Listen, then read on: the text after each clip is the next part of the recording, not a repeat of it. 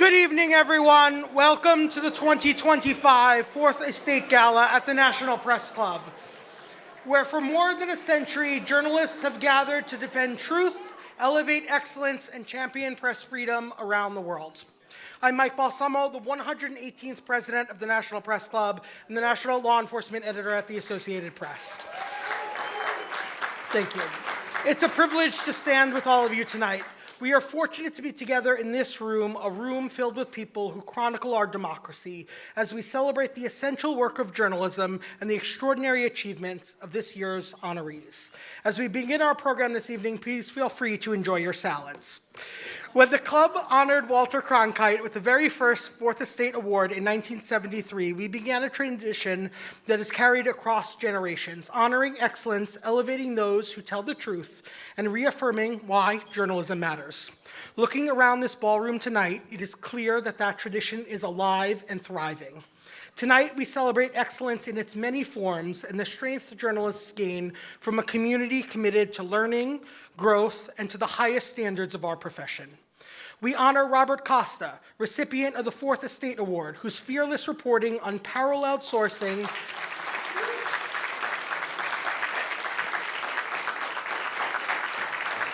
and sharp political analysis have made him one of the most defining journalists of his generation. And with our Aubuchon Press Freedom Awards, we recognize the Associated Press for its unwavering defense of press freedom and the right of all Americans to speak freely without government interference. We also honor tonight 9 journalists affiliated with the U.S. Agency for Global Media whose courage has inspired this community, including one who was released this month. 8 of those journalists remain unjustly imprisoned abroad, a powerful reminder of the stakes of our work and the responsibility we share. And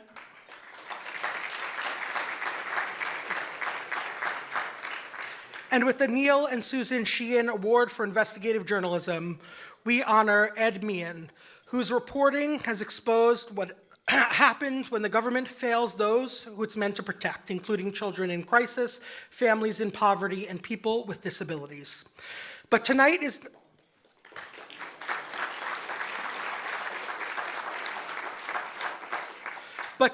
not only about our honorees. We also honor every journalist who has reported tirelessly, courageously, and often under extraordinary pressure this year. You have reminded the nation and the world why this work is indispensable, to provide truth, to document history, and to hold power to account. Never has credible, independent, fact-driven journalism been more vital. So to the journalists here tonight and those out on assignment as we speak, thank you. Thank you for the work you do, for the integrity and the courage with which you do it.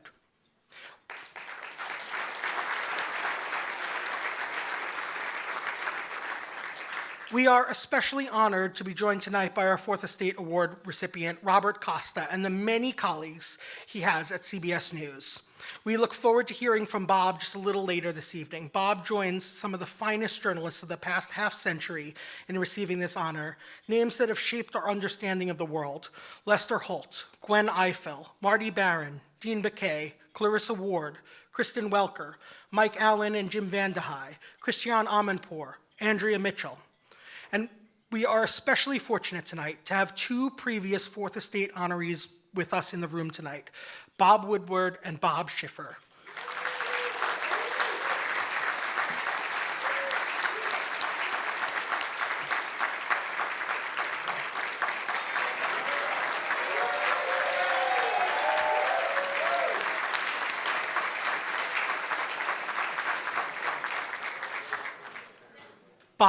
I'm sensing a pattern here. We're also honored to be joined tonight by members of the National Press Club's Board of Governors, the Board of Directors of the National Press Club Journalism Institute, and our Gala Sponsorship Committee led by Danielle Coffey of the News Media Alliance. These are people who give their time, their expertise, and their judgment to guide this institution forward. They are the ones who show up year-round, strengthen this community, steward our mission, and make nights like this possible. Their service is volunteer, but their impact is anything but. We are deeply grateful for their leadership and their dedication. This evening is a celebration, but it's also an essential fundraiser for the National Press Club Journalism Institute, the club's nonprofit affiliate. The Institute promotes and delivers world-class professional development, equipping journalists with the skills, standards, and support they need to inform the public and strengthen our democracy. To share more about the work and the impact of the Institute, please join me in welcoming the president of the National Press Club Journalism Institute, Ed Kelly.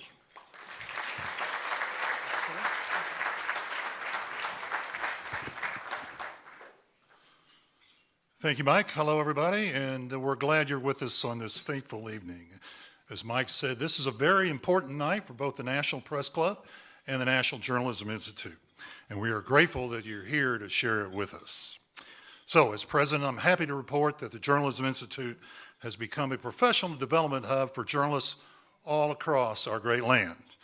This year, the Institute reached more than 9,000 people in newsrooms large and small, as well as independent journalists and student journalists, through a variety of ways, including dozens of free or low-cost virtual meetings by Zoom, in-person workshops, our daily journalism newsletter. If you haven't signed up for the latest, you need to, and conversations that offer career support and skill building. We also are dedicated to helping the journalists of the future. Each year, the Institute has the honor of awarding more than $30,000 in scholarships to young people, to students who have a passion for making a career in journalism in their future. So now, obviously it takes vision and your financial support to do this important work that we know really never ends. And we are grateful to our supporters here in the audience tonight who have championed these initiatives with the Journalism Institute. Speaking of tonight, we hope you will support journalism training for all by making a contribution. We have a big, audacious goal of raising $50,000 between now and the evening of December 31st. And your tax-deductible donation tonight will help us get a great start for reaching that goal. We have a unique and exciting opportunity that I hope you will want to take advantage of. Thanks to the generous pledges from a lot of people who are board members of both the Institute and the club, they will match every dollar you donate up to $11,000 beginning tonight through that last day of the year. That means for those of us who are math challenged, that your $50, please. Your $50 gift becomes $100. Your $250 gift becomes $500, and so on. So you can easily double your impact by filling out one of the pledge cards. Every table should have a pledge card in the center of it, or the QR code. Scan that, and we'll collect the cards from the tables at the end of the evening. Needless to say, your support will allow us to continue to do this important work, providing journalists across the country with the skills, the standards, and the confidence to do their very best. Now, folks, in the spirit of the holidays, don't be shy about reaching for those cards or scanning this code. As a friend of mine from Oklahoma likes to say, if you ain't giving, you ain't living. Seriously, thank you all again for being here tonight and for supporting journalism in this city and in this country. Speaking of journalism, it's clear that investigative reporting, asking tough questions and holding power to account, is more important than ever. So in that spirit, it's my pleasure to be able to present an award that honors outstanding investigative reporting. The Neil and Susan Sheehan Award for Investigative Journalism is named for the legendary Times reporter and for his wife, Susan, a Pulitzer Prize-winning journalist herself and a longtime staff writer for The New Yorker. Ralph and Marianne Krause created the award to honor the Sheehans for their extraordinary commitment to the principle that a vibrant democracy depends on an informed citizenry and a free press. So this year, we honor with the Sheehan Award Ed Mahon, the investigative reporter for Spotlight, PA. A little bit about our honoree.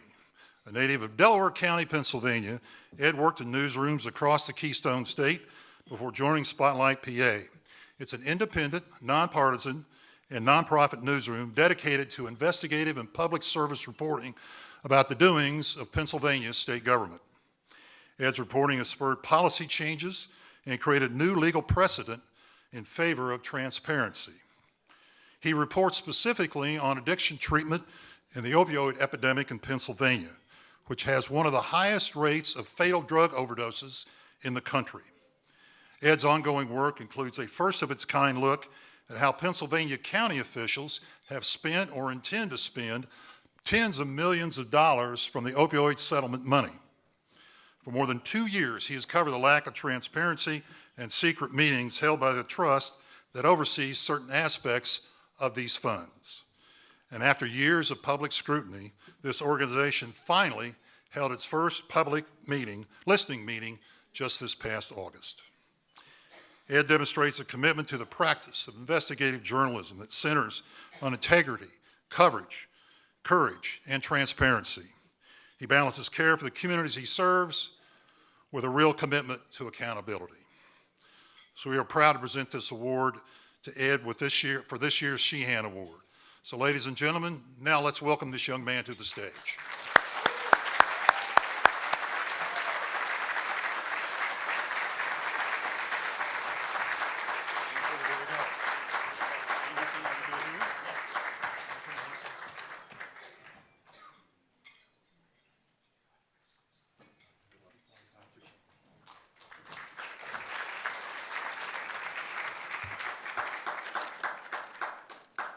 Well, thank you for that very kind introduction. Tonight, I want to talk about three things: details, family, and gratitude. And for me, they're all related, and they've all shaped my journalism career. So first, gratitude. Thank you to everyone at the National Press Club Journalism Institute for this recognition and for everything you do to support a free press. It is so crucial. I also want to thank everyone who makes the Neil and Susan Sheehan Award possible. It's a true privilege to accept this award named after them. And these past few months, I spent a lot of time reading their work, learning more about them. And there's a 1990 interview with the two of them together that stuck with me, and I want to share a little of that with you tonight. In the interview, Neil said, "The value of journalism is in detail, because I think truth is in detail. Only when you know the detail of a situation can you really understand it."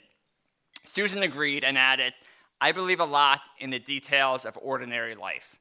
And so sometimes you get the detail by standing up to the federal government, pouring through thousands of records, and telling an untold history of the Vietnam War, as Neil so famously did with the Pentagon Papers.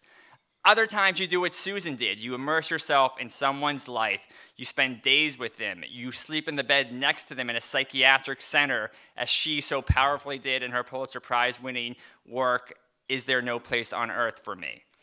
And so having my work on opioid settlements mentioned alongside their names is a true honor. And in our opioid settlement reporting, we've tried to get the details, because there are billions of details. There are billions of dollars coming to states from drug companies because of terrible things that happen to people. A lot of people call it blood money. But despite big hopes for this money and despite big promises that this money would go to life-saving treatment, when my colleagues and I decided to follow the money, we found problems. We found conflict about where the money should go. We found confusion about the process. We found decisions made in secret. And so we decided to try to break down those walls of secrecy. We filed 77 open records requests in one day. We created an interactive tool that lets readers see how decisions would be different if they had a say, if they were in charge. We told powerful stories of those directly affected by this, and we created an art display and brought it to the Pennsylvania State Capitol so everybody in power there could see what these personal stories were like. So we did a bunch of different techniques, and it had an impact. Our work has been cited by families, by researchers, a former member of Congress, and others who are trying to call out problems with waste, fraud, abuse, just mismanagement of this money. In one case, this reporting helped save Allegheny County taxpayers about $500,000 in 2023. In another, an advocate cited our findings as she urged officials in Maine to allow the public to comment at each of their meetings. And people in power there listened. They added a public comment section, takes about 15 minutes that's set aside for it, so they can hear the details from the public. And so I'm grateful to all my colleagues and partners at WESA, NPR, the USC Center for Health Journalism, and KFF Health News. Special thanks and shout outs to Kate Giammarisi, a reporter at WESA, Aneri Patani, a reporter at KFF Health News. They are great reporters. They're also great friends of mine.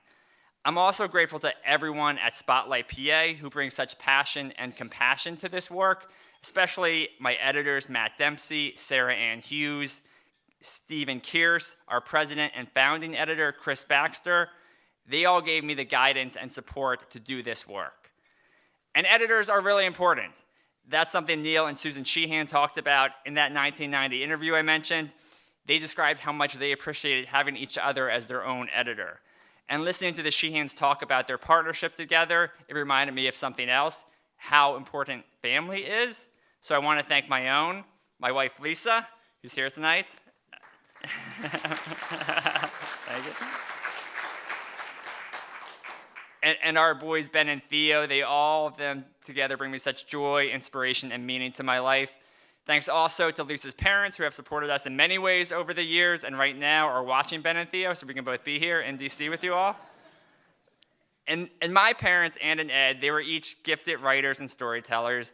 My dad died a few years ago. My mom passed away more recently in October, in fact, after spending time in hospice care. But before she died, I was able to tell her about this award, and she was very excited and immediately told my brother and sister what a big deal it was. So I'm grateful to her for spreading that news and for so many other reasons, and I'm just so grateful for all my family. And lastly, I just want to mention how so much of my opioid settlement reporting has been shaped by other people's families. And I want to tell you briefly about one of those families, the family who knew and loved Tyler Cordero. Tyler was a young man from Bucks County.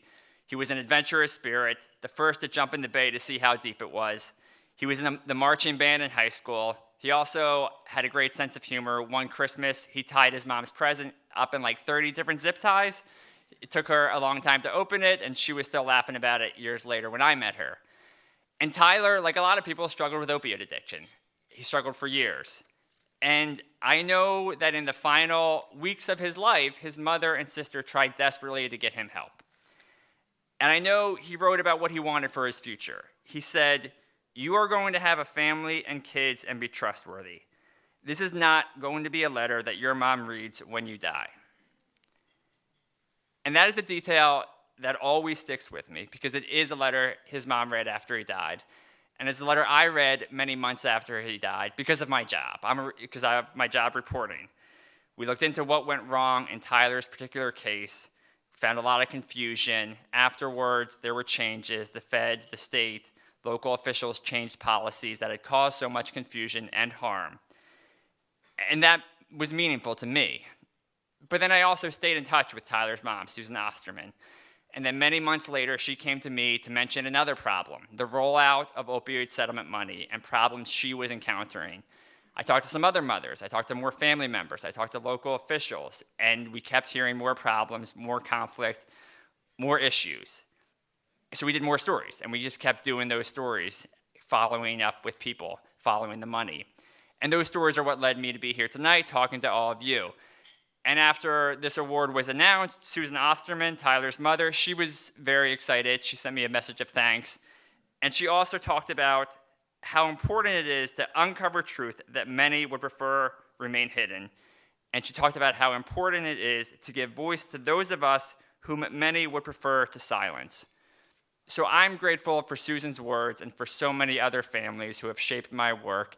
And I'm grateful to them for sharing their stories, sharing their details, and sharing their truth. So thanks to all of them, and thanks to all of you.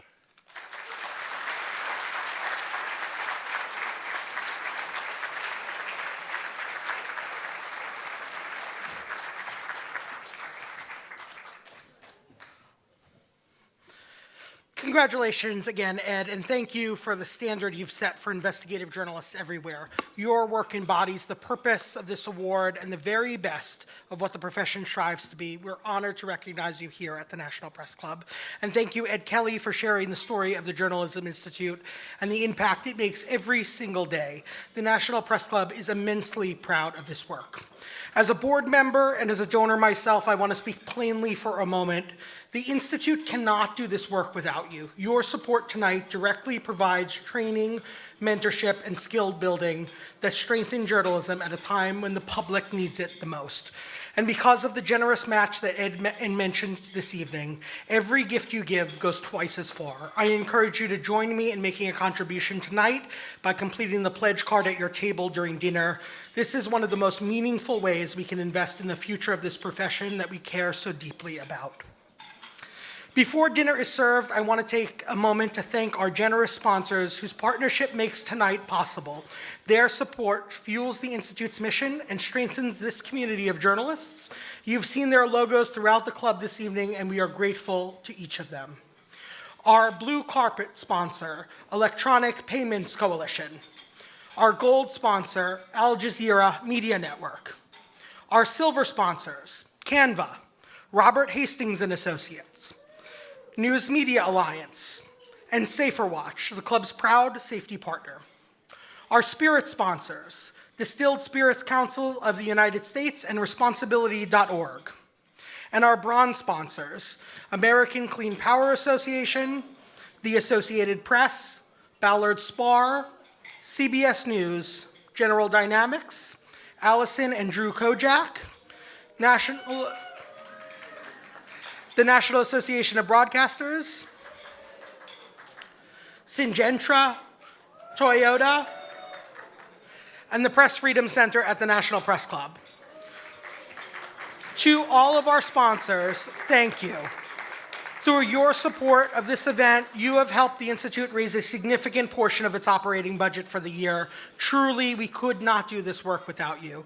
And to our extraordinary National Press Club staff, led by our Executive Director, Didier Soji, thank you for all your hard work in making tonight's event seamless. We are deeply grateful for all that you do to support this community. Now, please enjoy this wonderful dinner prepared by our talented culinary and banquets team. And as you do, I encourage you to take a moment to complete that pledge card at your table. Your gift tonight directly supports the Institute's mission to power journalism in the public interest. Just leave that card on your table and our team will collect it later in the evening. We'll be back after dinner.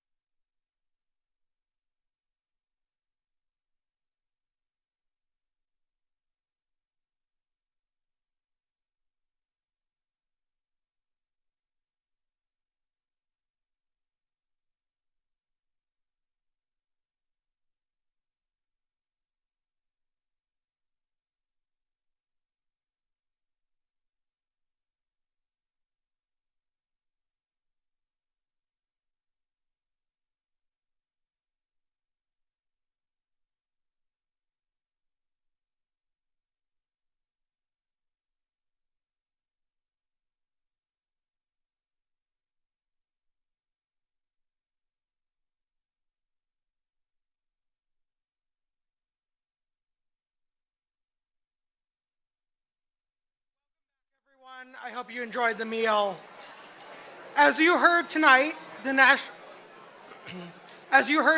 National Press Club Journalism Institute is devoted to strengthening journalism through training, professional development, and support for the people who do this work every day. But that mission doesn't stand alone.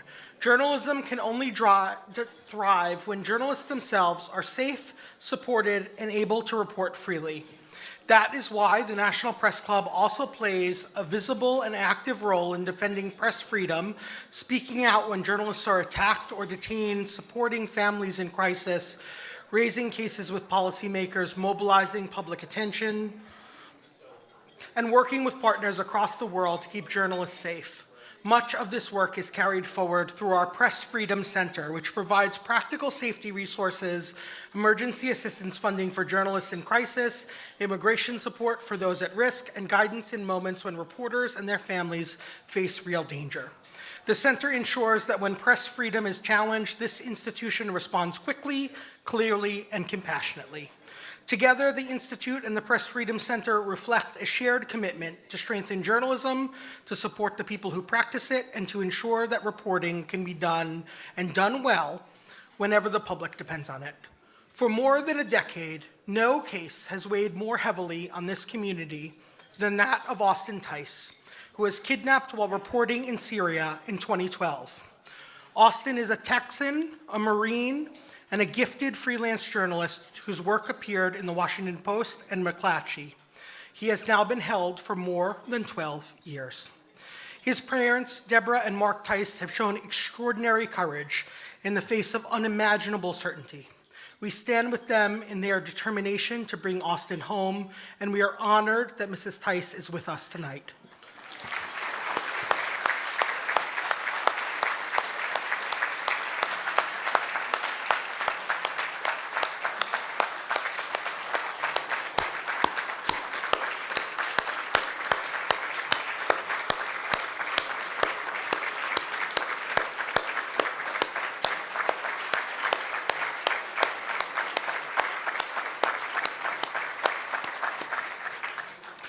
Mrs. Tice, please know that we share your hope that Austin himself will join us here soon. We also know that persistence can lead to progress. In recent years, we've welcomed home Evan Gershkovich and Alsu Kurmasheva, both unjustly detained by Russia. And just this past week, we received deeply welcome news that Situ Aung Myint, a commentator for Voice of America and one of this year's Aubuchon Award winners, was released from prison in Myanmar on November 30th.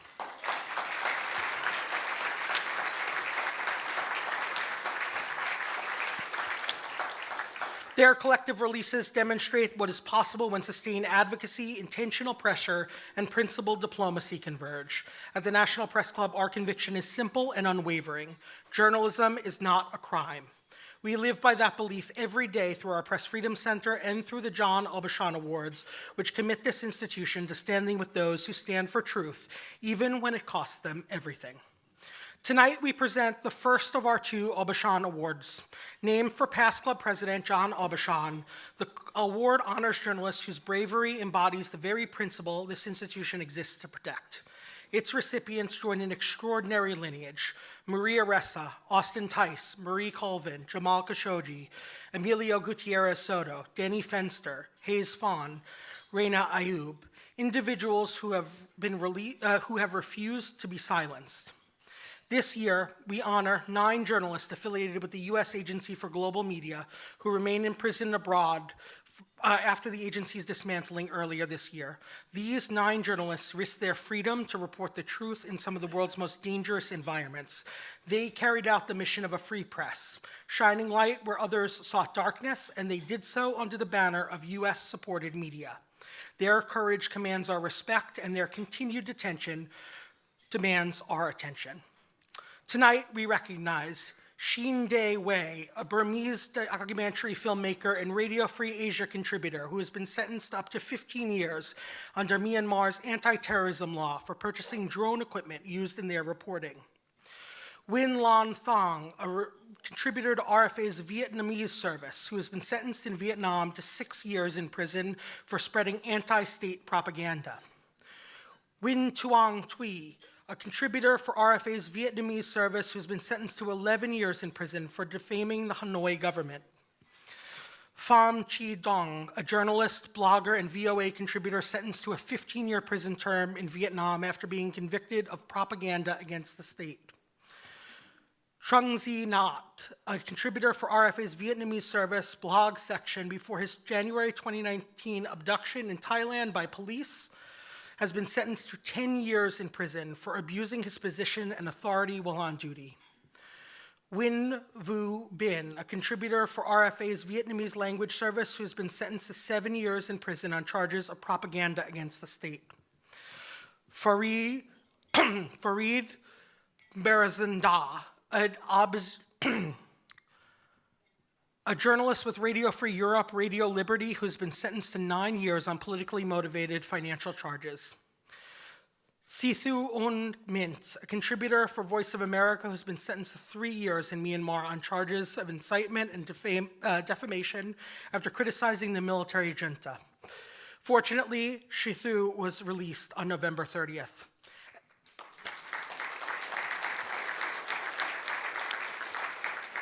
Anika Novak, a reporter for RFE-RL's Russian service, has been sentenced to 4 years in prison for collaboration with a foreign organization on a confidential basis. Our Press Freedom Center has brought a petition on Nika's behalf to the U.S. Working Group on Arbitrary Detention. Their imprisonment should trouble anyone who believes in America's commitment to liberty and those who report in its name. The National Press Club urges the White House, the State Department, and Congress to use every appropriate tool of diplomacy to secure their release and to help ensure that future U.S.-supported media operations have clear, reliable mechanisms to protect the journalists who risk their lives on behalf of the public.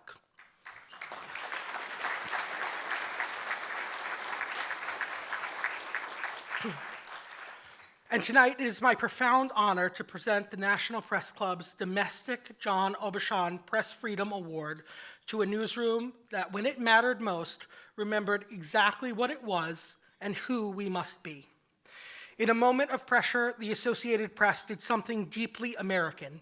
It stood for a principle larger than itself. It stood for a principle at the very heart of the First Amendment. Earlier this year, AP journalists were barred from White House events after the administration objected to the AP's editorial choice of language, specifically its continued use of the term Gulf of Mexico. This was not a debate over wording. This was a test of whether the government could look a newsroom in the eye and say, use our words if you want access, use our language if you want to do your job.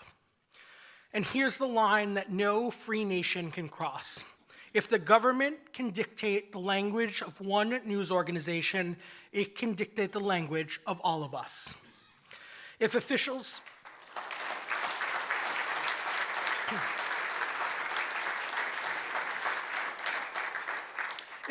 can punish a newsroom for its editorial judgment, they can punish the public for independent thought. And when access becomes conditional on adopting the government's preferred words, we are no longer talking about press freedom, we are talking about permission. The Associated Press understood the stakes immediately. It did not stand firm for a phrase, it did not stand for a headline, it did not stand for a stylistic choice. It stood for a principle that predates any administration and outlasts every moment of political pressure. In the United States of America, the government does not control the press. The press holds the government to account.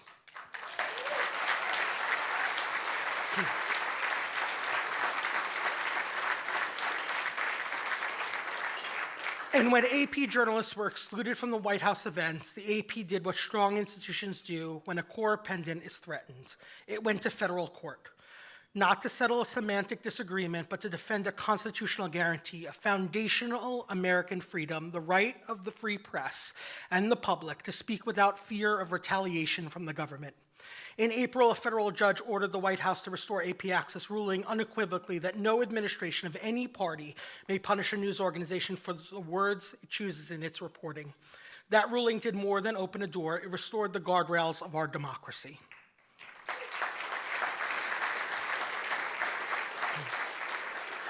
But the pressure did not end. The government appealed that ruling. The White House introduced a narrower media policy, reducing wire service access and expanding discretionary control over who may enter the press pool.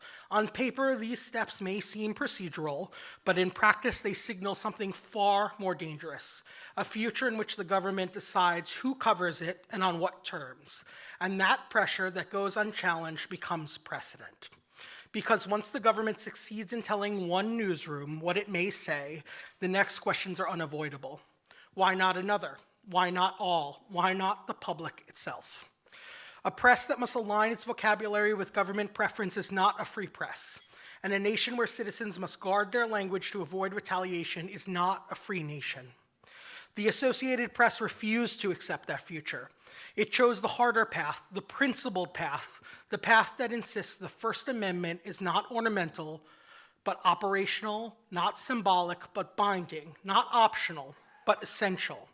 Tonight, we honor the AP for its courage and for its clarity, for reminding this country that press freedom is the First Amendment for a reason. It is the guarantee that guards against all others. It is the promise that power cannot rewrite the public square to suit its preferences. It is the vow that in this nation, every voice still has a place. And for reminding us of a simple truth, press freedom is not self-executing. It survives only when people are willing to defend it. Ladies and gentlemen, please join me in welcoming AP Washington Bureau Chief Anna Johnson, Deputy Washington Bureau Chief Zeke Miller, and Chief Photographer Evan Vucci to accept the National Press Club's Domestic John Aubuchon Press Freedom Award on behalf of the Associated Press.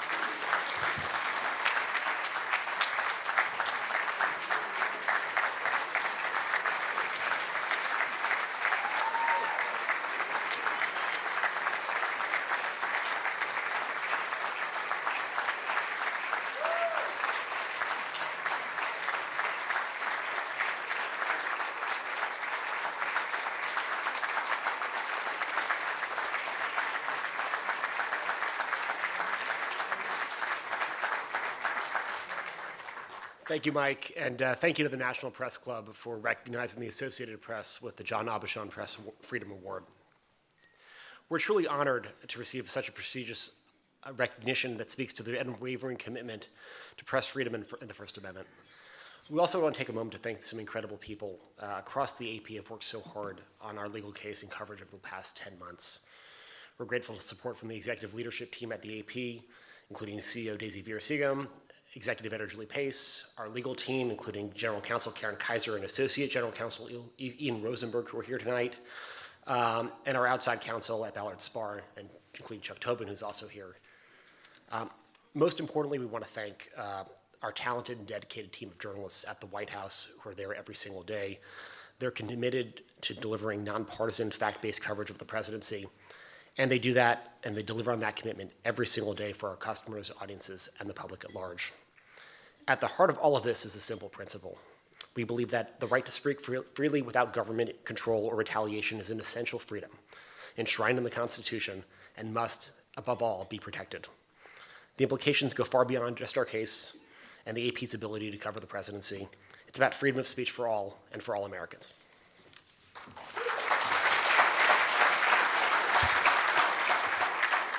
When an AP journalist asks questions, takes photos, or shoots video, we're doing so not just on behalf of the AP, but for all of our customers and audiences all around the country and all around the world. If the government controls who can ask those questions and retaliates against them for the words they say or write, that undercuts the freedoms protected by the First Amendment. We have seen other attempts in recent months to limit press access by the government, including most recently at the Pentagon, where news organizations, including the AP and many here tonight, have had their permanent press credentials taken away because we did not agree to a new policy that violated our journalistic standards. As most everyone in this room knows, and as Mike detailed, a court earlier this year ruled in our favor, strongly in our favor, and I'd really recommend, if you haven't already, to read that ruling by Judge McFadden. It is an incredibly strong defense of the First Amendment. The government is appealing that ruling, and we are awaiting a decision following oral arguments 2 weeks ago. There was a moment in court during those oral arguments that really stood out to me. It's when our lawyer, Chuck Tobin, told the judges, the First Amendment does not stop at the Oval Office doors. We agree.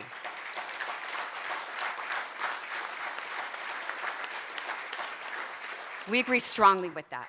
And as an independent, nonpartisan, and fact-based news organization, we will continue to stand up for the First Amendment and all Americans' ability to speak freely without fear of government retaliation. Thank you again on behalf of the Associated Press, on behalf of all of us, our team at the White House, for this honor. Thank you.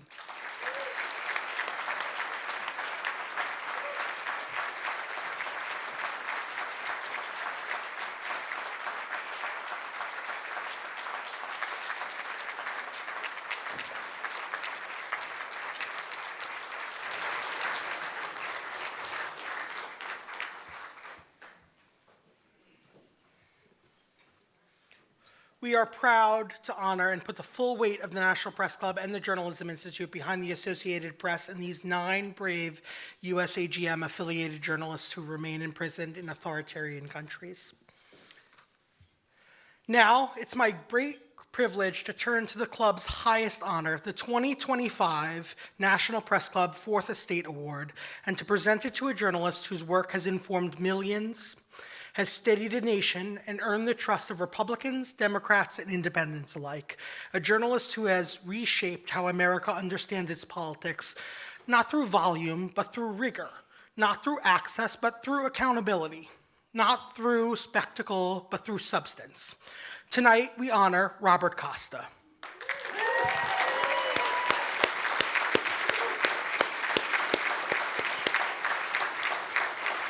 Bob's reporting has helped millions of Americans make sense of politics at moments when understanding was hardest to find. As a national correspondent for CBS Sunday Morning, he's brought viewers far more than headlines. He's given them context, history, and humanity. His interviews reveal not only what newsmakers say, but why it matters. As chief Washington analyst for CBS News, Bob has become a steady, trusted voice in an unsteady time. His sourcing is extraordinary, his analysis sharp, his reporting meticulous. He is, quite simply, one of the defining political journalists of his generation. And his work has not only informed the public, it has strengthened our democracy by insisting on rigor, fairness, and independence. His exclusive interview with President Joe Biden in August 2024, conducted in the White House residence just after Biden announced he would not seek re-election, was one of the most consequential moments of the campaign season. It demonstrated what Bob brings to every assignment: preparation, depth, and respect for the viewers need to understand the stakes. His contributions helped Sunday Morning win the 2023 Emmy Award for Outstanding Recorded News Program, and the broadcast remains the #1 Sunday morning show for an extraordinary 22 consecutive seasons.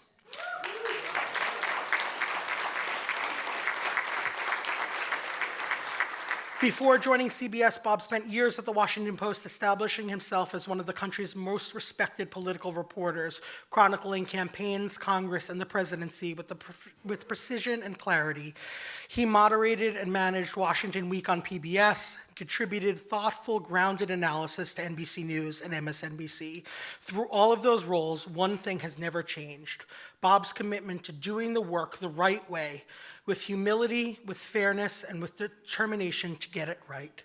And through all of it, through every assignment, every election, every interview, every late-night round of calls, Bob Costa has never lost sight of why journalism matters. He approaches every story with humility, every source with respect, and every fact with care. The 4th Estate Award recognizes journalists whose careers have elevated the profession, and in doing so have strengthened the country. Robert Costa has done both. Tonight, we celebrate his contributions, his character, and his commitment to journalists' highest ideals.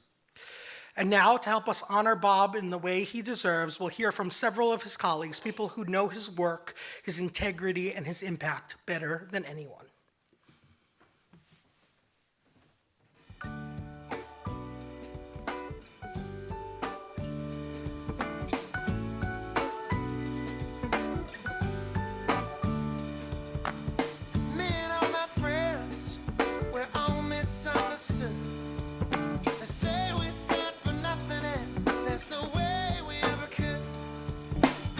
Bob is really the ideal for what any editor wants in a newsroom. He is highly competitive, he's driven to get the story, he has incredible sourcing, and he works hard at developing those sources. He is deeply knowledgeable about the subjects that he covers. He is incredibly collaborative, working well with everyone in the newsroom, and he's a person of utmost integrity, completely fair, and yet totally committed to the mission of journalism and getting at the truth. I worry a little bit that all this praise will get to Bob's head, but I also know that he feels the story is not about him. He thinks only about the story, although I guess today the story is about him, and that's the way it should be. One of the first things he did when he was in Iowa last year was hand out pictures of him and Reagan, trying to convince people that maybe they're one and the same. But they're not. They're not. Once again, from Washington, moderator Robert Costa. Good evening. All week, House Democrats have made their case against President Trump. Bob, I am thrilled that you are receiving the National Press Club's 4th Estate Award. No one deserves this more than you. From the very first moment that we met, we just clicked. We have a shared love of learning and a firm belief that journalistic integrity can never be compromised. I admire you intensely. You are curious, thoughtful, interested in politics, kind and generous, all of the traits that make a great journalist and a wonderful human being. I am always so proud of your achievements. Congratulations. My guests tonight are a two-time Pulitzer Prize winner and a national political reporter for the Washington Post who've written a new book called Peril. Please welcome Bob Woodward and Robert Costa. I want to say, as I have confessed already, I am not fully finished with this book, and it's not because it's not a good read. It is really compelling. It's just that I have to close it every so often to quietly weep.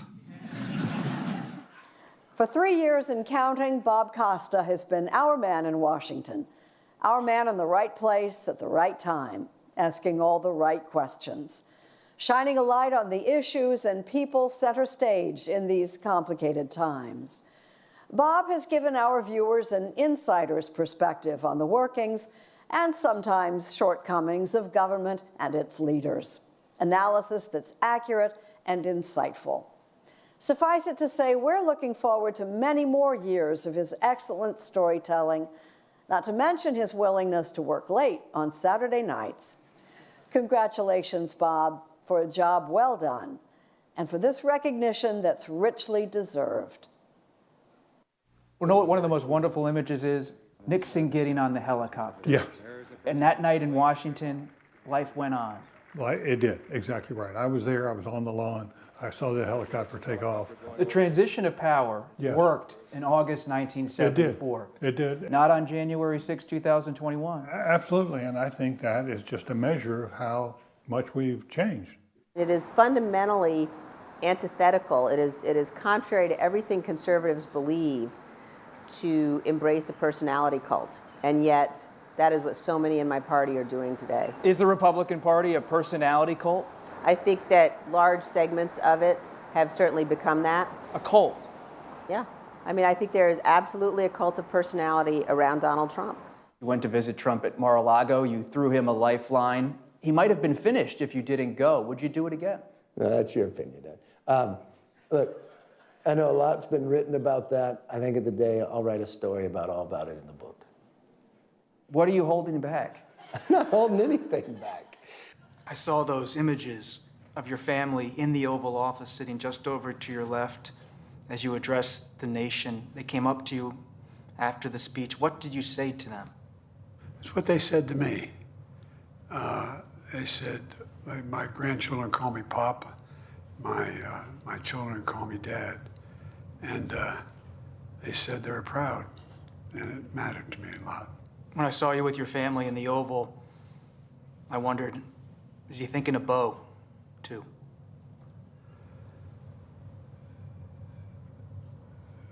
Look, I can honestly say that I think of him all the time. whenever I have a decision that's really hard to make, I literally ask myself, what will Bo do? He should be sitting here being interviewed, not me.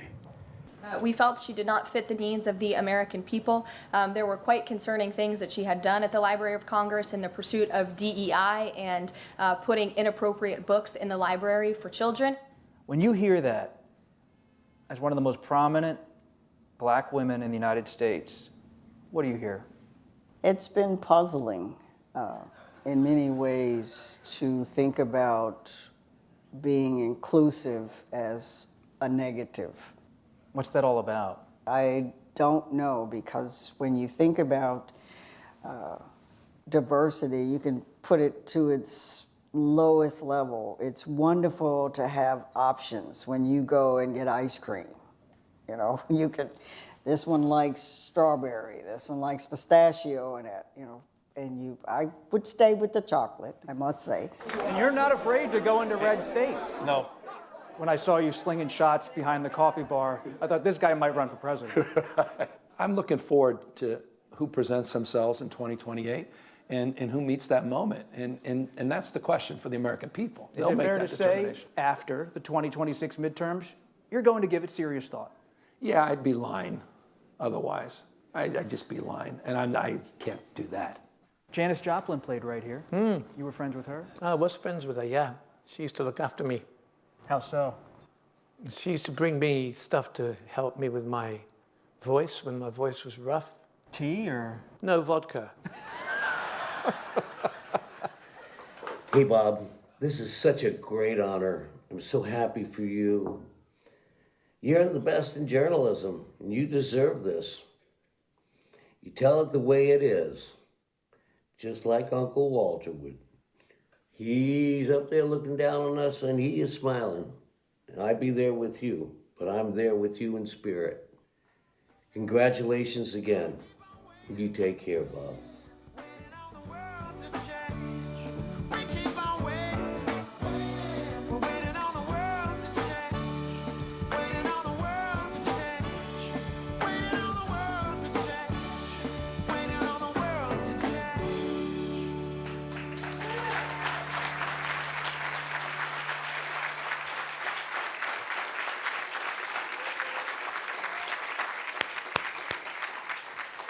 Please join me in welcoming someone who's reported alongside Bob and witnessed firsthand the excellence we celebrate tonight. CBS News senior correspondent and 60 Minutes contributing correspondent, Norah O'Donnell.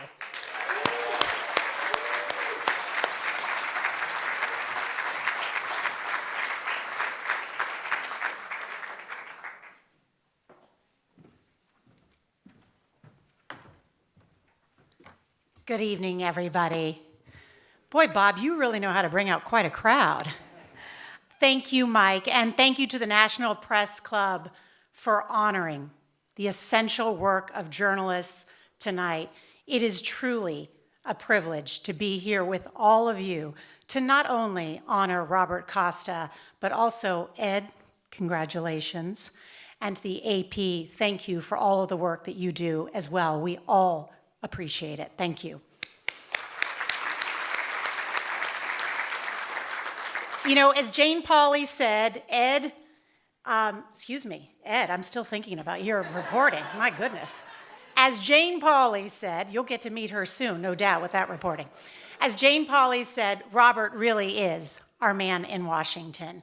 And what a time it has been since you joined CBS News in 2022, right after writing Peril with Bob Woodward, who, guys, is also with us tonight.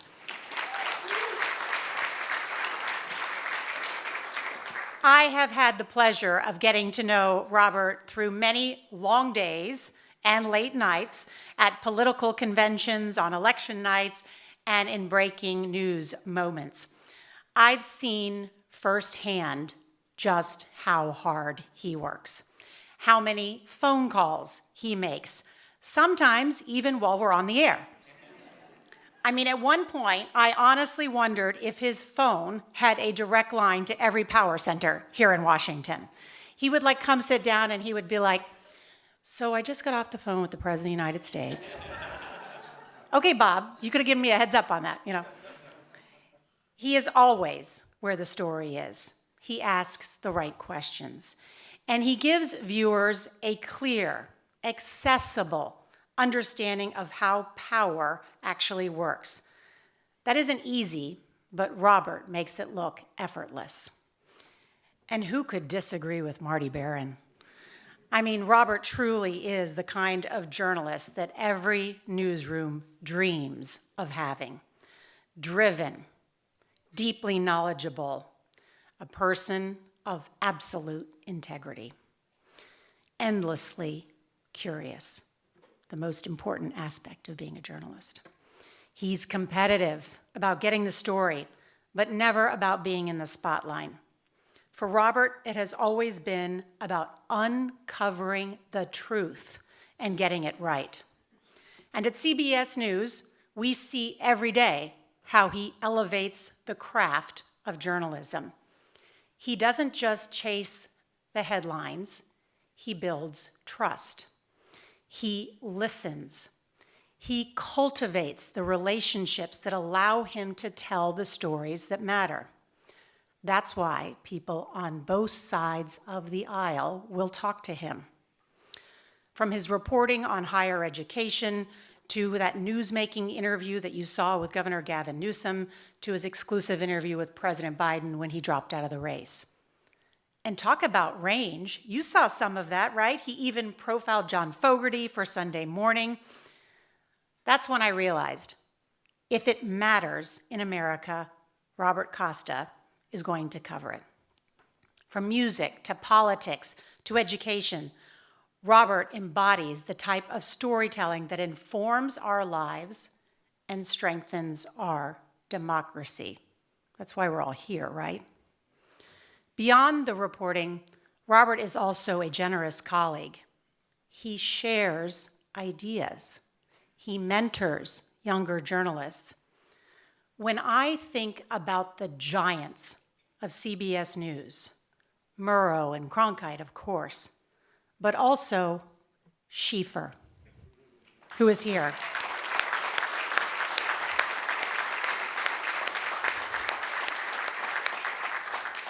Stahl, King, Pelly, and Pauley. Robert follows in that tradition.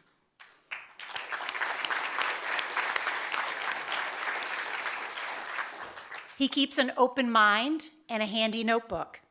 He does not judge, he uses judgment. He doesn't reprimand, he reports.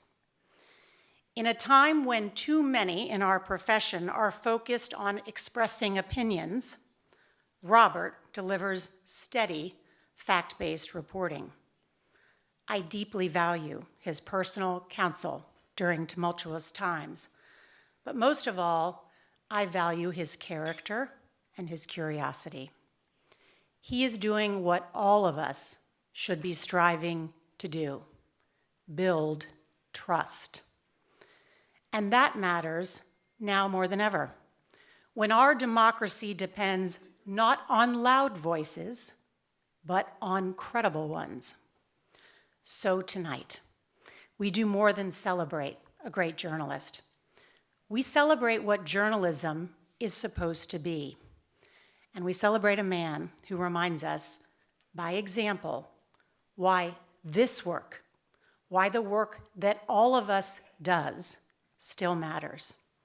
So, ladies and gentlemen, it is my great privilege to speak on behalf of our many colleagues, excellent colleagues here at CBS News, who are here to celebrate you, congratulate all of you in this room. Let's all give a round of applause to Robert Costa.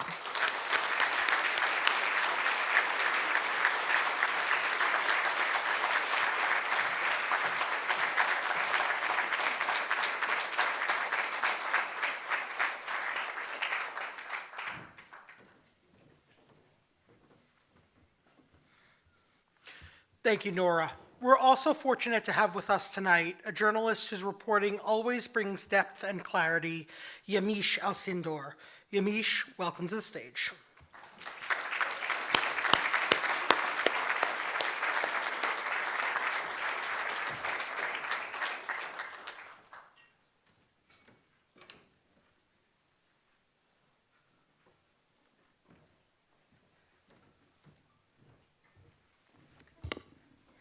Good evening, everyone. I am so honored and glad to be at the National Press Club tonight to honor my friend, Robert Costa. Now, Robert, Bob, as we love to call you, there aren't many people that this Miami native would come out on these cold DC streets, 8.5 months pregnant, to talk about, but you deserve all the praise and all the flowers.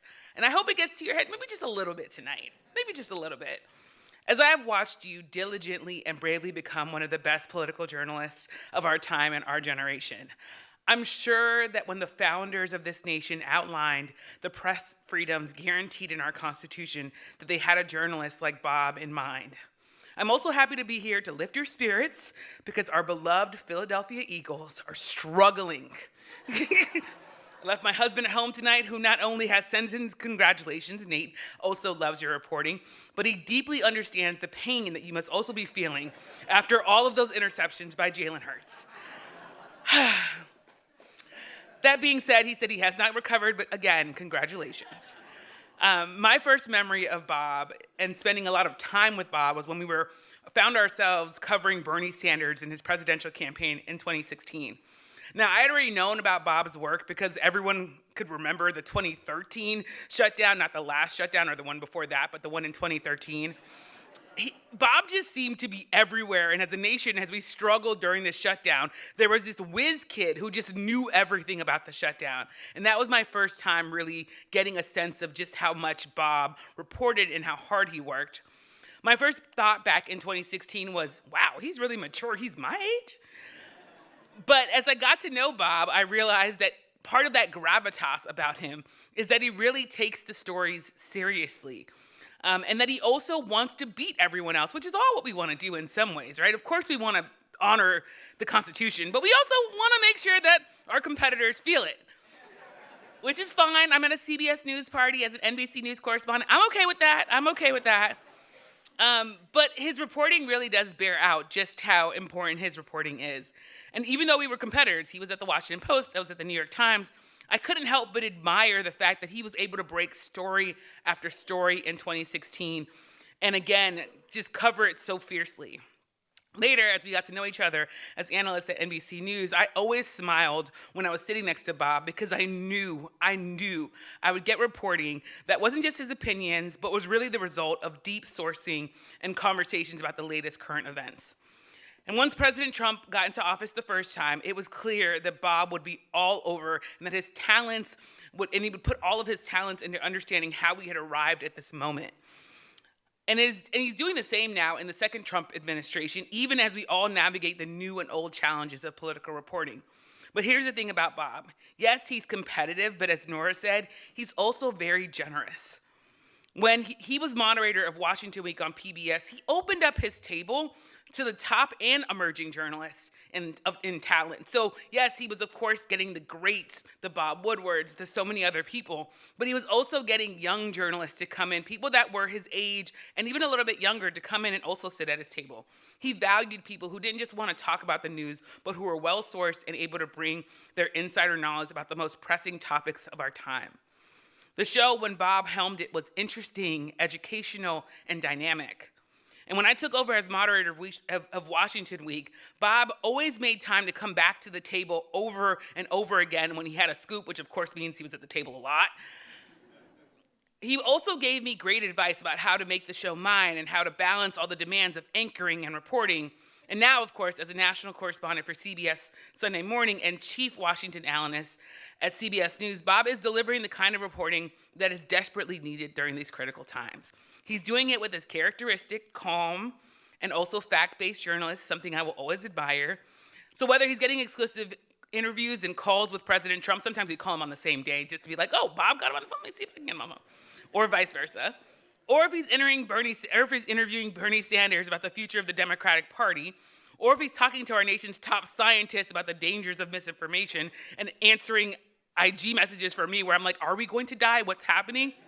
Apparently he can do both of those things. Bob is giving us the clear-eye reporting that's most needed. And I also love that he's also having some fun these days. It's fun to see him have that range that Nora talked about. It's that range that really underscores that no matter how our industry changes and morphs, that a voice like Bob Costa's will always be needed and will always be cherished. So congratulations again, Bob, and go Birds.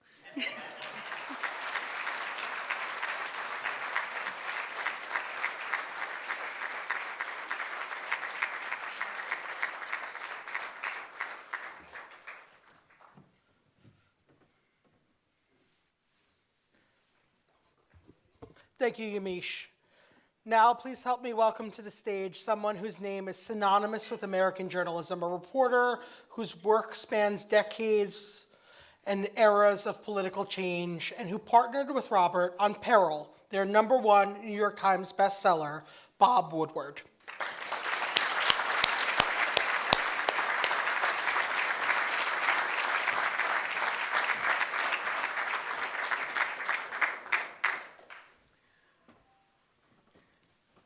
Bob, your head must be exploding.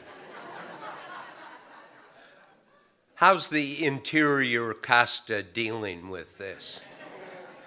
Huh? Okay, good. No, not at all.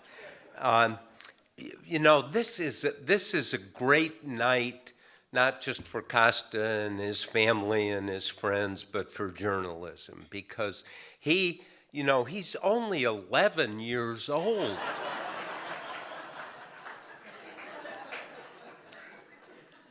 In a way, it's as if central casting in the dean of the Columbia Journalism School collaborated to provide the perfect collaborator and co-author for me. Bob Costa and I reported and wrote the book Peril that came out in 2021. I mean, that was only 4 years ago. It covered the last months of the Biden presidency and the first months of the Trump presidency. Bob Costa, as I got to know this man so well. He is sophisticated. He is kind of the perfect blend of two of my previous co-author collaborators. Sorry to do this to you, but want to take away some of your personality. First, Carl Bernstein worked with, this is Carl, the Dustin Hoffman from All the President's Men. So there's part of this in Bob Costa. Scrappy, will go anywhere, will ask any question, will not give up ever, persistent, on the edge of being rude, but never rude, aggressive, but never over the top. My second co-author for a book was Scott Armstrong, who also blends that style into Bob Costa. We wrote the book, Scott Armstrong and I, The Brethren, which came out in 1979. That is 46 years ago. You weren't even alive, were you? What were you doing? And Scott, like Costa, cerebral, intellectual, dogged, and patient. Scott knew how to drain someone, get all of their information. He rarely ever missed the point. He never failed to find a previously untold story. That's Costa. Hey, you talk to him. We're working together on Peril, and he calls. You won't believe what the F I got. Sometimes he talked like that. Bob Costa is the perfect pitch, merging the amalgam, the kind of Carl Bernstein scrappy style with the Scott Armstrong more cerebral style. Two remarkable reporters. No one else covers the news with such depth and sophistication as Bob Costa. I tell you, I've been watching the news since the Civil War. He's patient, but constantly driving all of us to ask penetrating questions, honest questions, and to examine, and this is the element that's so central to the Costa style, examining but then re-examining the answers and the information. And he has the best nose for news. Part of this is having that sniffer that is the key to really going at stories. I remember it was March 31st, 2016. I was in the office at the Washington Post, and he just kind of, we really didn't know each other. And he just walks up to me and he says, you know, I think we ought to go interview this presidential candidate that I think is not being treated seriously enough. And I said, who's that? Costa, sniffer, Donald Trump. And so we went, he arranged it just like that, went to interview Trump. And in that interview, just to, you know, what the meat was, one of the things Trump said, real power is, I don't even want to use the word, but real power is fear. So I co-opted that, the words of Trump, for the title of my first book on him. And then Trump said, I mean, it was almost a psychiatric hour. He said, I bring out rage. I do bring rage out. I always have rage. The second title that I used. Costa is a reporting machine. He knows everyone. We would be working and a name would come up and say, well, you know, who should talk to him? And Costa would say, well, I've known him 6 years. Maybe I ought to do it. Absolutely astonishing. You know, I would feel good as the old guy if I did 1 or 2 interviews in a day. Costa would do 7. We recorded nearly all of our interviews, obviously with the permission and agreement of the sources or the officials that we were talking to, resulting in this. I mean, think of this. Just 6 months we did the work on this book, and it yielded 6,000 pages of transcripts. You know how long that would take to read? If you read 40 pages an hour, you know, it would be 150 hours. It would be 18 days straight of reading 8 hours a day about Donald Trump. Can you imagine that? The only people who had to do it also, my wife Elsa Walsh, who's here, and raise your hand, Elsa, and our assistant Claire McMullen, who's a lawyer from Australia and is keeping us out of jail. Robert Costa is half my age, but he exceeds my understanding of politics, Washington, and journalism.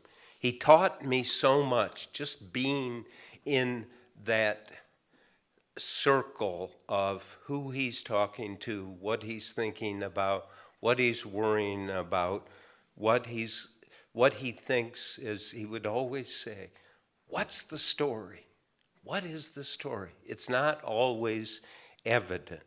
And in that process would be driving me to ask more and deeper questions and examine the answers, and then standard Costa style, go back and get clarification with more questions.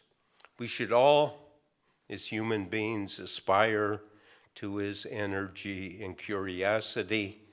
I know I still do it every day at my age, and I'm only 40. Oh, I mean 82. Thank you.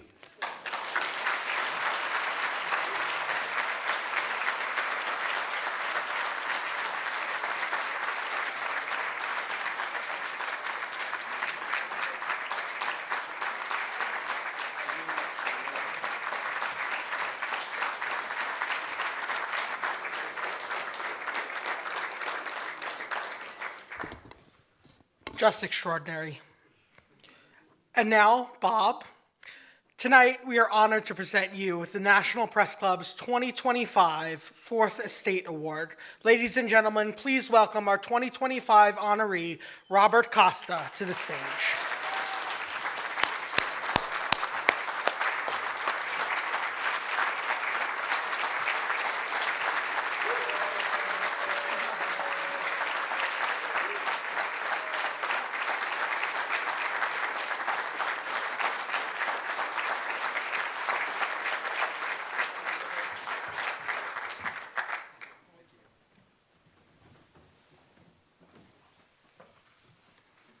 Good evening. Thank you all for being here. It's an honor to be here. And Mrs. Tice, Mike Balsamo, the whole National Press Club team, really appreciate everything you did to put this together. Your daily commitment to support, develop, and protect reporters worldwide, Austin and so many others, and the AP fighting here domestically for reporters' rights, the foreign journalists, this commitment to journalism, to the truth, it's unmatched, and the National Press Club does such an amazing job, and it's not just a job, it's a service for them, not only to our profession, but to the country, so thank you.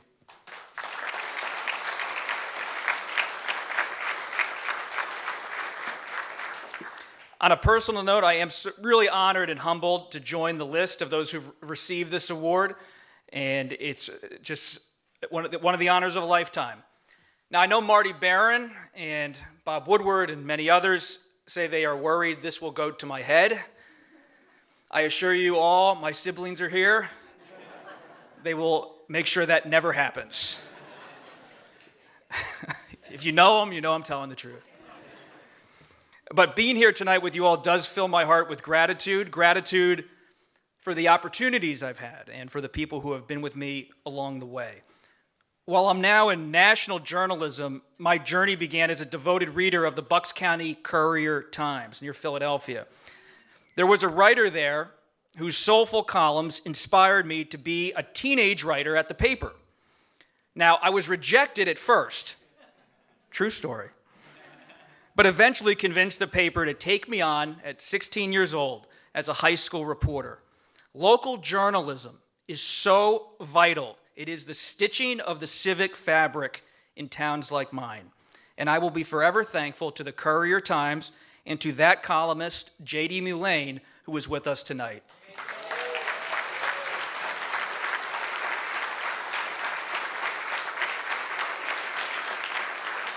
Now, there were aspects of my student journalism that deserve scrutiny.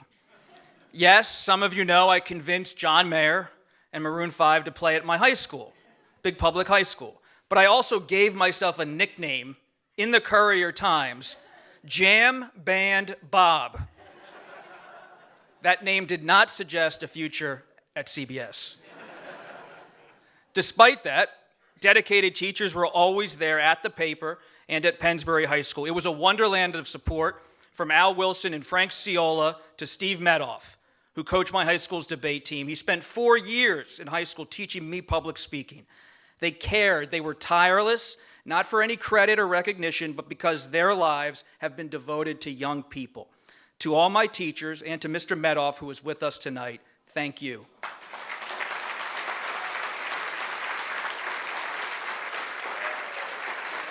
And how lucky I was to meet Michael Bamberger, the acclaimed author and magazine writer. He spent a year at Pennsbury High School when I was there, 16, 17 years old, writing a book, a nonfiction book about the kids there. And that was over 20 years ago. And he became a lifelong friend and mentor whose writing then and now takes your breath away. He has been a wise counselor at every step since I was a junior in high school. I was a junior who gave him a business card that perplexed and amused him. Who is this guy? I know many of you still wonder that. But thank you, Michael, for being here tonight.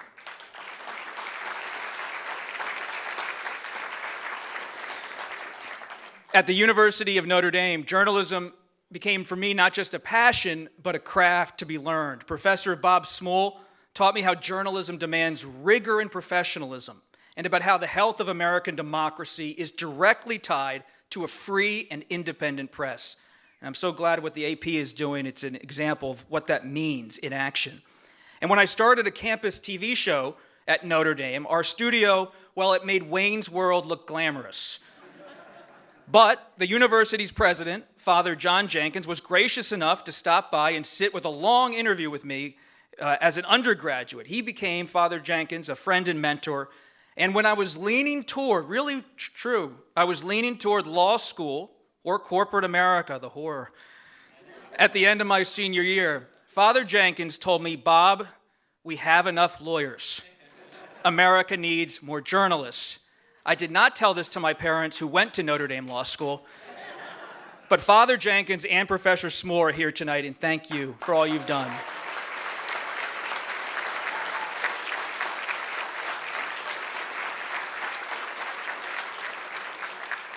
Since Notre Dame and the University of Cambridge, it's been an exhilarating and lucky journey, and I am truly thankful to those who gave me a shot. The editors at the Wall Street Journal gave me a fellowship and a foot in the door to political reporting. And then came National Review. Mentors there like Jay Nordlinger, who is with us tonight, taught me so much, and I'm forever indebted to them. That job at NR also gave me a chance to really get to know people who many other news organizations didn't cover much at the time. My approach from the beginning was to pay attention to people, regardless of whether they were seen as worthy or important. You never know how the story will turn. As Bob Woodward said, ask what is the story, and you don't know where it's going to go. Just listen, I always tell myself. Listen, think, and assume nothing. In my early 20s, for example, I'd have long phone calls with an unknown filmmaker who looked like Santa Claus and Che Guevara.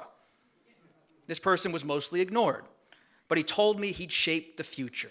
His name was Steve Bannon. Met him in 2011. And that same year, 2011, I used to go spend a lot of time with a man who would tell me in this grandiose, vivid detail how he would change the country, change the Republican Party, and no one believed him. But I listened, and his name was Donald Trump. Now, it wasn't always perfect in those early days. I learned lessons, sometimes the hard way. Reporting is the first draft of history, and you better get it right. Only my parents, I think, really know this story. Early in my career at National Review, I quoted Senator John McCain from an off-the-record comment. Big mistake. And boy, did Senator McCain let me know. I was told by the press gallery at the Capitol that I would lose my congressional credentials. I was stunned. And I was sure it would be the end of my career. Because you lose your credential, you can't cover Congress. No shutdown, nothing. Then Senator McCain brought me to his office, and he said he would accept my apology and let the matter drop. I will never forget his grace. Now, my journey to TV, it started humbly. Think early morning hits on CNBC and weekend appearances on MSNBC wearing a very ill-fitting jacket from that icon of fashion, Joseph A. Bank. But I will always appreciate my friends at NBC, CNBC, and MSNBC for being so supportive over the years. And in late 2013, I got a call from Steven Ginsburg at the Washington Post. Want to grab a cup of coffee? It was the beginning of a wonderful ride. To join the Washington Post was to sign on to a mission, a commitment to excellence and truth forged by the late Ben Bradlee and by leaders like the legendary Dan Balls and Sally Quinn, who are here with us tonight.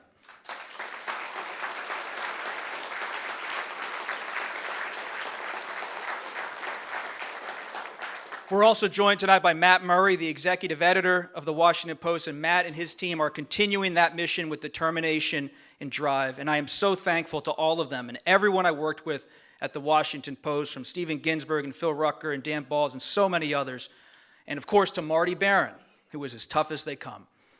And then came a surprise when I was 31, hosting Washington Week on PBS. Sharon Rockefeller, who you saw up there, she brought me in and lifted me up. And her life, you should read about it if you have time, is a story of public service and the power and necessity of public media in the United States. And to PBS, thank you. And after I left, my friend Yamiche Alcindor, who I so admire and respect, she carried the torch lit by Gwen Ifill and others before us. Thank you, Yamiche. Your unflinching journalism inspires us all. Thank you. Now, I never thought I'd leave Washington Week unless there was some life-changing event. Then in late 2020, that happened, but the life-changing event had a name, Bob Woodward. Bob, I don't even know where to begin. While I could go on and on about how you are the greatest reporter of all time, I'd like in my brief time here to say that you are all of that, but also a special person. The times we've had together in the past decade, from interviews with the president to the book, to talks, to articles, they've gotten attention. But when I think about you and your brilliant and kind wife, Elsa, and our researcher, Claire McMullen, who helped us with Peril, I don't think about any of that. Instead, I think about our long conversations over coffee at your home or those long lunches. I think about what you've taught me. I think about the genuine fun we've all had together, the talks, the trips, the adventures. I think about how beyond your historic career, you are a man from Wheaton, Illinois, who served this country in uniform and deeply cares about its future. Thank you, Bob, for everything.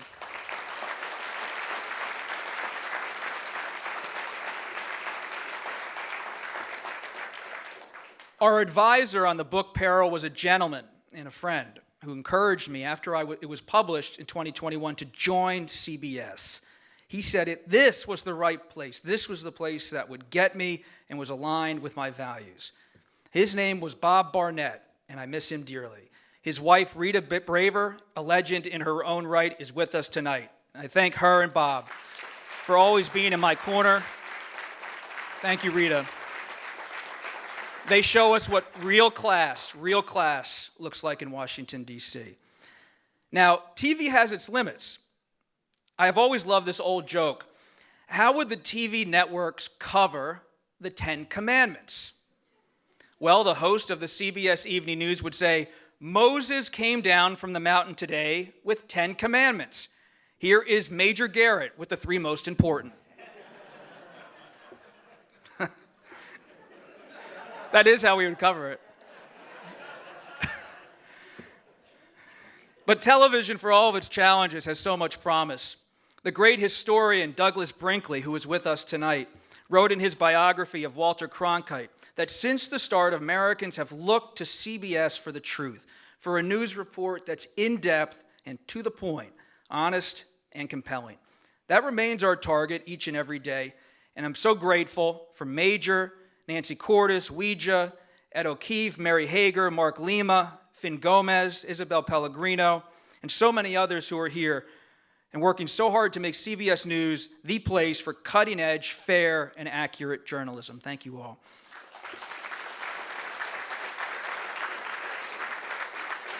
CBS News President Tom Zebrowski believes in us and in the value of journalism and storytelling, and I appreciate him not only being here, but for being in our corner. Thank you, Tom, and the executive team at CBS News and Paramount for your support. Thank you. And a big thanks to those behind the scenes who make TV happen. If you don't work in TV, you really don't understand it is a team sport in every sense. The audio technicians, the crews who have to haul these heavy cameras and lights, the men and women in hard news operations at CBS like Mark White, they mentor me and so many others in the basement of CBS, getting no recognition, but they care about the journalism as much as anybody. And getting to know Bob Schieffer has been a true joy. Bob, who is with us tonight, is the gold standard.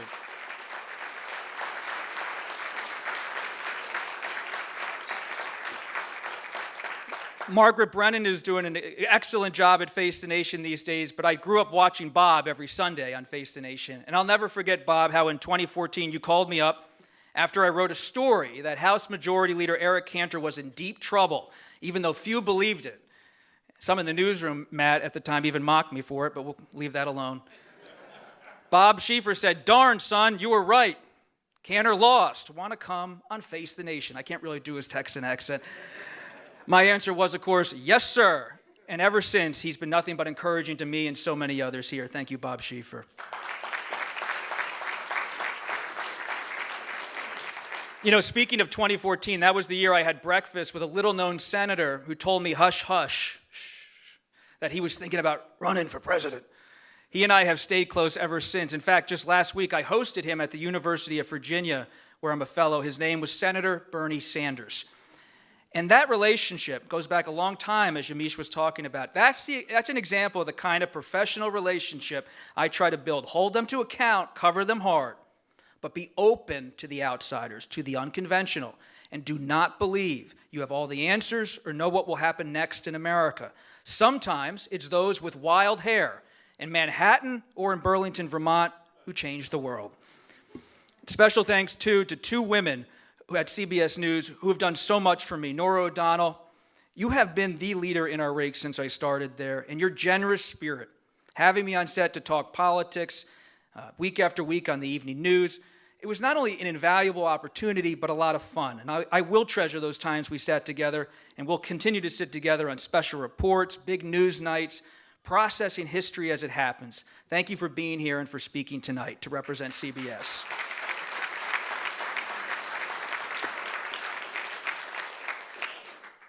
And thank you to Elisa Wiersema Lucaci. Elisa was my producer on the 2024 campaign, traveling nationwide with me and learning too much about my ability to spill coffee, squint in the sun, and I don't even want to say this in front of Tom Zabrowski, sometimes forget to wear makeup on a major television network. But I will always appreciate your hard work and leadership. Thank you, Elisa. And what a thrill to call a show hosted by Jane Pauley, a professional home. Thank you, Jane, up there in the air, for being the best and elevating us all, viewers and colleagues, every Sunday. Sunday Morning, as many of you know, has been an amazing show for decades, but you might not know it's been produced for a quarter century by Rand Morrison. He has believed in me and brought me into his show, Into the Sun. It's hard to put into words how honored I am by his confidence and how much I appreciate the opportunity to work for his show. Thank you, Rand, for being here and for being you.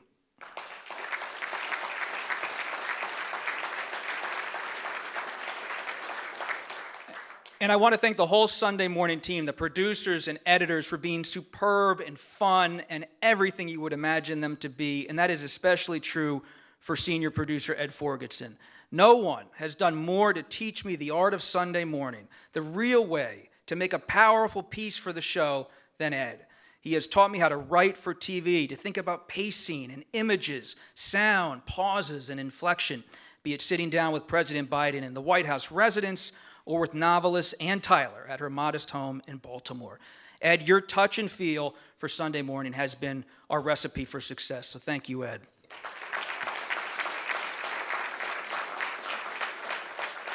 And there are so many friends here and not here, and I just want to really thank them for being friends, true friends. It's tough to have a friend. Harry Truman said, don't have friends in Washington, get a dog. But you can have friends in Washington. And Ryan Miller here tonight, Jake Sherman, Mike Schmidt, Tammy Haddad, so many others, Mickey Hart of the Grateful Dead. I would say we're more associates than friends. But I aspire to be his friend. He did a video, that's something, right? But I really thank you to all my friends for all your support over the years. And in closing, I'd like to pay tribute to my family, including the extended Dalton and Costa families. There are too many to list. My mom had 8 siblings, so I'm forgiven for not listing them all. But I love you all, and you know how much you mean to me. My brothers, James and Tim, and my sister Ellen. They are the pillars of my life. You are the best and mean the world to me, as do your spouses, Megan and the late Paul Duncan. And the title I'll always be most proud of is brother and uncle to your beautiful children. And to my parents, Dylan and Tom, what can be said other than I love you and thank you? You have spent your lives dedicated to your 4 children. You surrounded me with history books and political books and took us to libraries and museums and historic sites too many times to count. You demanded that we take this country and history seriously. Now my parents, who are low-key people, they won't like me talking about them. But I like to say this to understand a small thing, why I see the world as I do and have done what I've done in the way I've done it. And it can all be traced back to a simple fact. My parents are people of faith. In a culture that often values consumption, gossip, and celebrity, that is dominated by talk of wealth and status, my parents' lives are an example of people who have avoided that and put an emphasis instead on God, family, and other people. Of course, they are not perfect, but they are Catholic. And in all of my 40 years, they have tried their best to do the right thing. That example has influenced my journalism far more than they know, reminding me to recognize the dignity of people, to remember that everyone we cover is someone's child, not some data point in a poll. Every person has a story, and we, as journalists, should not be the story.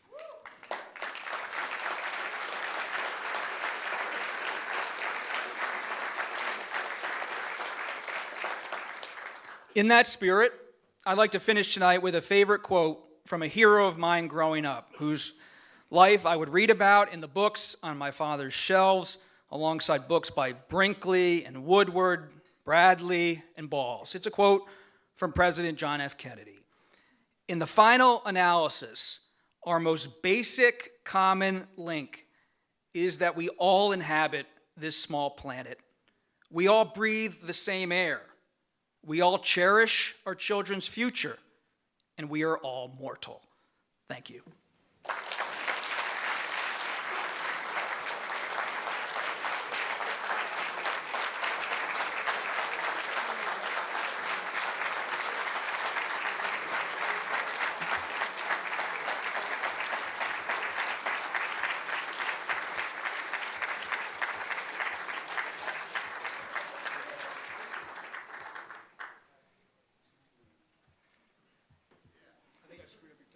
That's okay. Bob, thank you. And before you leave the stage, there's just one more part of this honor. Each recipient of the Fourth Estate Award receives something that reflects not just recognition, but connection, a lifetime membership in the National Press Club. This membership is more than a card. It's a welcome into a community that believes in the work that you do, supports the values that you stand for, and recognizes the impact you've had on journalism in this country. Bob, we're proud to count you among us today and always.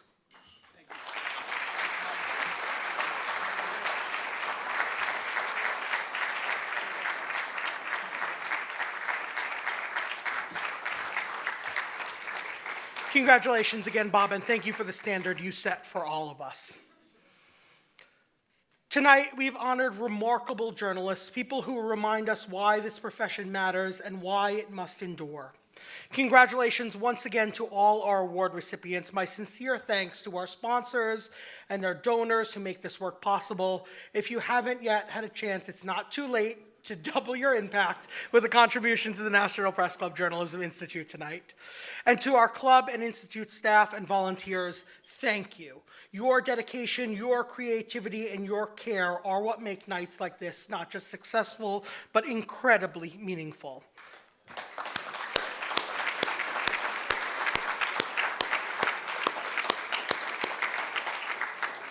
This brings our program to a close. We invite you to stay, continue your conversations, reconnect with your colleagues, and celebrate this extraordinary community. Thank you all for being here tonight. Be well, be safe, and have a wonderful evening.